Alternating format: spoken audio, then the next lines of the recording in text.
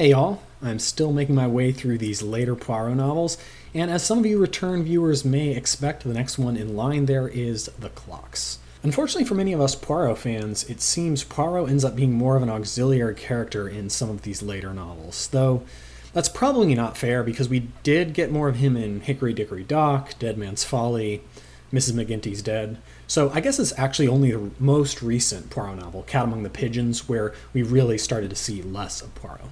Now, to some extent here in The Clocks, it does work to have less of Poirot, since instead we get this MI5 agent Colin Lamb, who's insinuated by Poirot at one point to be the son of Christie's lesser-known but still beloved by fans character, Inspector Battle.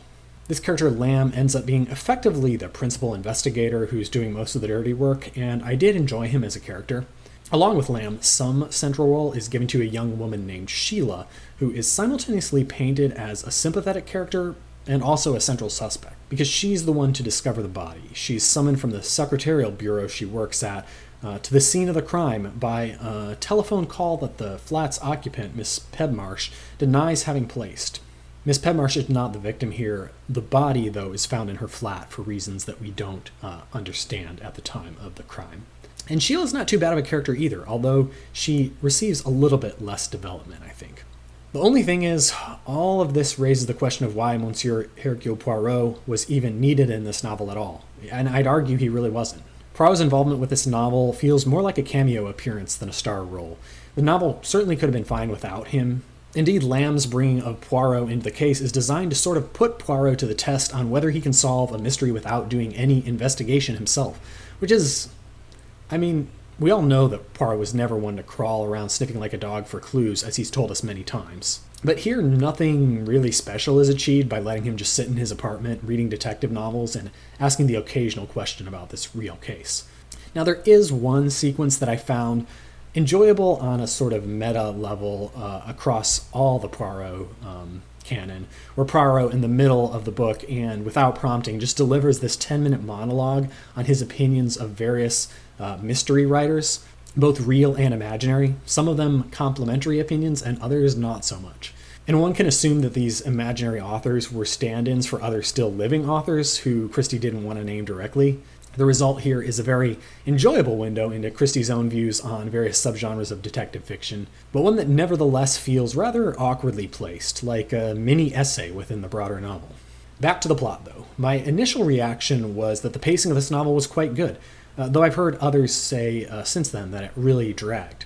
But I still actually stand by it, that the pacing works well, and along with the way the novel is framed, it kept me interested the whole way through.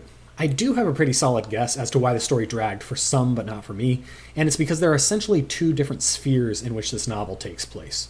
The murder is placed, or at least the body is found, I should say, in a housing complex called Wilbraham Crescent, and a good chunk of this book is dedicated to going around and talking with all the neighbors of the apartment where the body was found, and there are a lot of them, and they're all incredibly boring and not really memorable at all.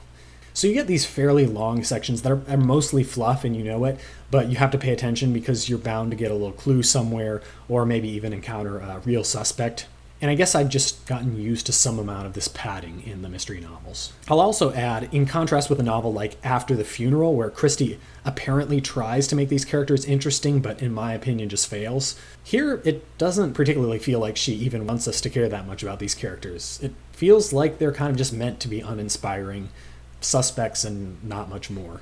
However, in contrast with this boring neighborhood, there's this whole outside world developing that's involving, well, the local agency where Sheila is employed, as well as some of her relatives, and ostensibly her deceased but possibly not really deceased parents, whom we learn about pretty early as well.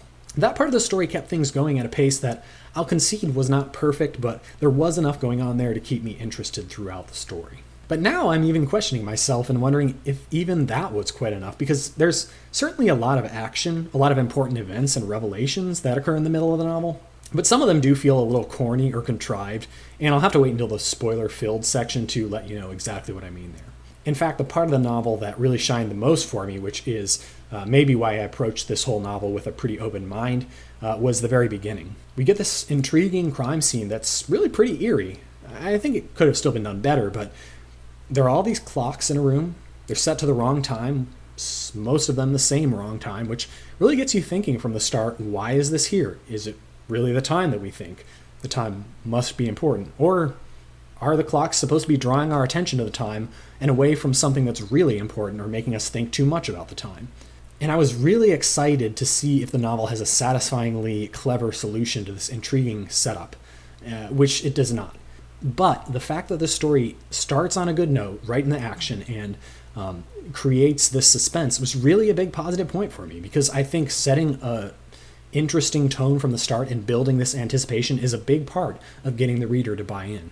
And in the end, the actual mystery plot of this novel is disappointing and quite ridiculous.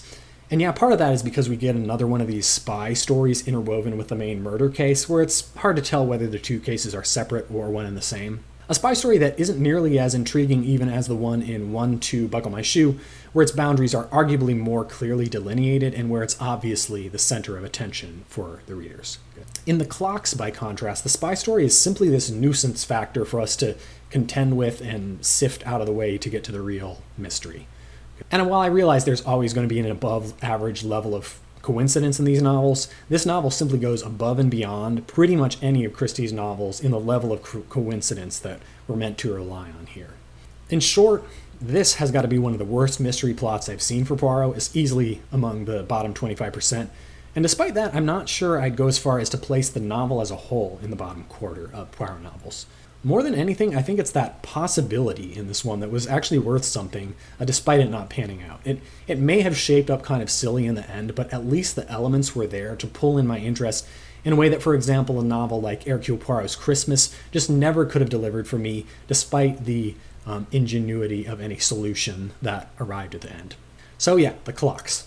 Not as memorable as it seemed like it was going to be at the start, but at the end probably falls in the 25th to 50th percentile of all Poirot novels for me.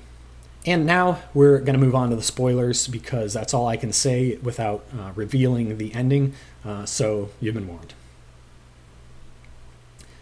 So we have a lot of characters in this novel, but who are the real suspects?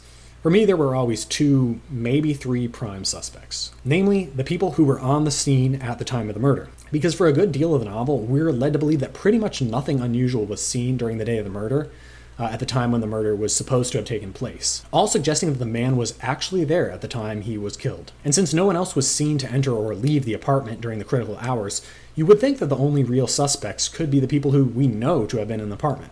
But this was, of course, my biggest blunder from a puzzle-solving perspective, which is that, as I just said, nothing unusual was seen to take place, and this is true.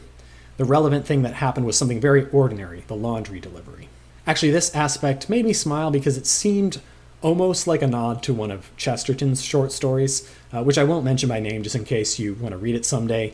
But in fact, I bet Christie did actually have this in mind, because Chesterton is even one of the authors that Poirot explicitly mentions during his musing on detective fiction authors in the middle of the book.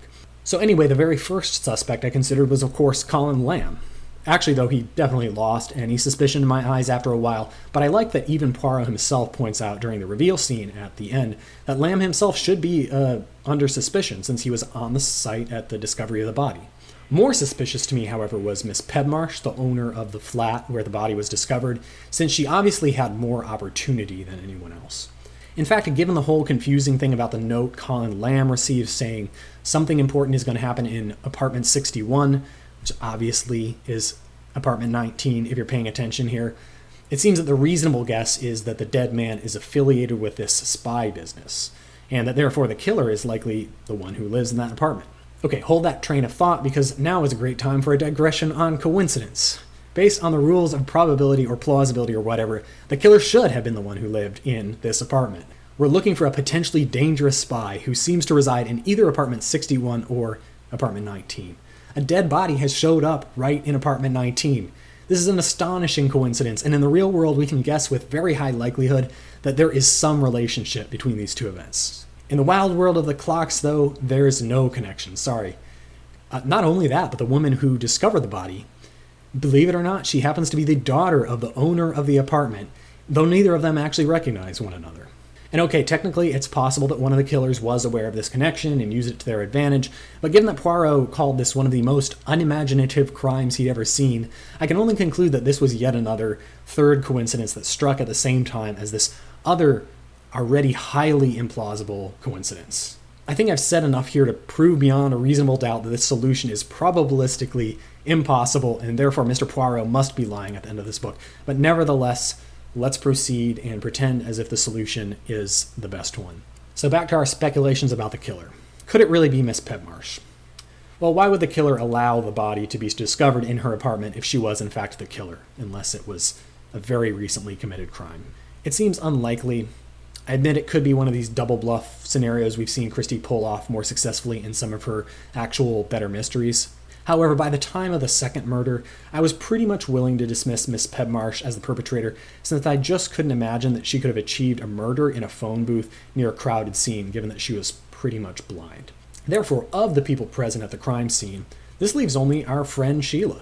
Now, Sheila was always probably significantly less suspicious to our reader, including myself, simply because we've seen too much from her point of view.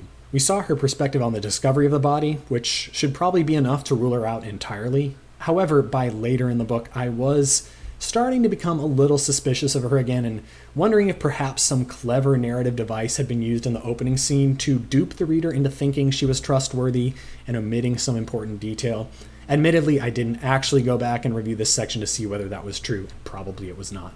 That said, I still couldn't explain how the whole timing worked out either, but I thought perhaps Sheila had actually arrived and delivered the killing blow much earlier than 3, as was suggested by the time Colin Lamb arrived on the scene. And this is all sloppy detective work as well, though, just based on gut assumptions, so throw me in with Inspector Hardcastle and all these other Poirot pseudo-antagonists who jump on the first thing they think of with no regard for the full set of circumstances.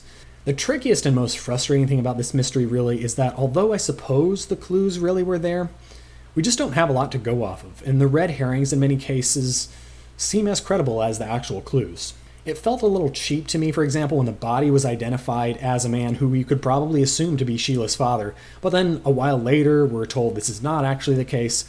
I mean, sure, maybe we should have suspected a possible false identification, but from the reader's perspective, since we're told that the police were inundated with letters claiming to have identified the dead man, it seems totally reasonable that it would have actually taken a while to identify him, not just that someone came forward to lie at this point about who it was. So the problem is that the red herring version of the clue actually is pretty much synonymous with what it would look like if it was actually a real clue. And then the thing about the clocks turned out to be meaningless, but not in a way that felt particularly clever even.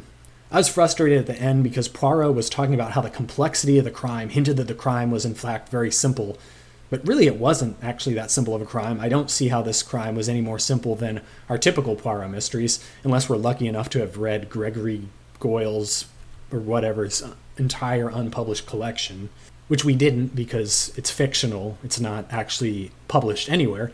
And if we'd realized that this murder setup was plagiarized, in which case, sure, yeah, then I would have said it's probably a simple murder. And I mean, actually, if there were a well-known real-world detective novel with exactly the same setup involving a bunch of clocks, I would at least admit this to be a bit clever. So let me know if that actually is true. But to my knowledge, it's just made up. To me, though, simple would have been something like Sheila Webb walks in, stabs the man who'd been drugged by an accomplice, and then she screams and runs out to be saved by the gallant Colin Lamb. On the other hand, the thing about Miss Martindale, the manuscript lady office woman who turns out to be the actual criminal, I wouldn't say it was amazingly done, but I will give to it that it's one of the better parts of this mystery solution. And honestly, one of the few parts of the solution that I think people actually could conceivably pick up on. Who would think to kill Edna, whose only obvious connection is the publishing house? Most of the other suspects don't even know her. Except Sheila could potentially be the killer by that logic too, which was part of why I had a hard time letting go of Sheila as a suspect. I won't say too much about Edna's musings before she got killed, other than that I thought they were referring to some discovery she made about the layout of the house that was inconsistent with some previously mentioned story of the crime. I thought this part was fair and interesting, except why would she have gone to Wilbraham Crescent to investigate this? It doesn't seem like there was any advantage to her in actually seeing the scene of the crime, other than that she had some morbid curiosity that brought everyone else there as well. It's just another thing that I found a little bit ridiculous, though cheesiness aside, I think it served the plot more than it detracted from it here. The biggest thing that just didn't add up for me, and which Poirot would probably just dismiss as pure stupidity on the part of the unimaginative murders, was putting the clock with the name Rosemary on it at the scene of the crime. There's really only one type of person who would leave something at the crime with their own name on it, and that's an incredibly confident murderer who's trying to double bluff the police by this very logic that no one would be dumb enough to do this. And we have seen this in other Christie novels in some form or another. More likely, though, I would guess, is that someone is trying badly to frame the person whose name is on the evidence.